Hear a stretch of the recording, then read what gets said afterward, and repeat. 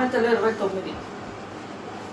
ఎన్నిసార్లు గర్దించినను లోబడిన వాడు మరి తిరుగులేకుండా హఠాత్తుగా నాశనము. నీతిమంతులు ప్రబలినప్పుడు ప్రజలు సంతోషింతుడు, దుష్టులు ఏగినప్పుడు ప్రజలు నిట్టూర్పులు విడుతుడు.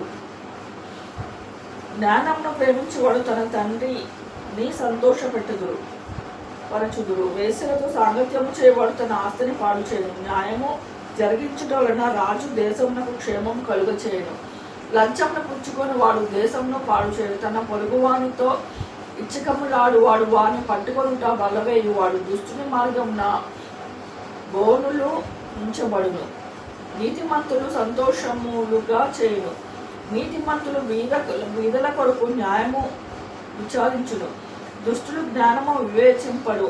అపహాసకులు పట్టణము తలడిల్ల చేయుదురు. జ్ఞానులు కోపము చల్లార్చెదరు. జ్ఞాని మూఢునితో వాదించినప్పుడు వాడు ఊరకుండక రేగుచుండును. నరహంతకులు నిర్దోషులను ద్వేషించబడుదురు. అట్టివారు యథార్థవంతుల ప్రాణము తీయచూతును. బుద్ధిహీనుడు తన కోపమంతా కనపరచును. జ్ఞానము కలవాడు కోపము అణిచివేసి దానిని చూపకుండును. అబద్ధములను ఆలకించు రాజునకు ఉద్యోగస్తులందరూ దుస్తులుగా ఉందురు. బీదలను వడ్డీకిచ్చువారును కలిసి కొందురు. ఉభయులకు వెలుగునిచ్చువాడు యెహోవాయే. ఏ రాజు దరిద్రులకు సత్యంగా న్యాయము తీర్చును ఆ రాజు సింహాసనమును నిత్యముగా స్థిరపరచబడును. బెత్తమును గద్దింపును జ్ఞానము కలుగ చేయును. అదుపులేని బాలుడు తన తల్లికి అవమానము తెచ్చును. దుష్టులు ప్రబలినప్పుడు చెడుతనము ప్రబలును. వారు పడిపోవుట నీతిమంతులు కన్నులారా చూచెదరు. నీ కుమారుని శిక్షించినలా అతడు నిన్ను సంతోషపరచును. నీ మనస్సుకు ఆనందము కలుగ చేయను. దేవోక్తి లేని ఎడల జనులు కట్టు లేక తిరుగుదురు. ధర్మశాస్త్రమును అనుసరించువాడు ధన్యుడు. దాసుడు వాగ్దండన చేత గుణపడడు.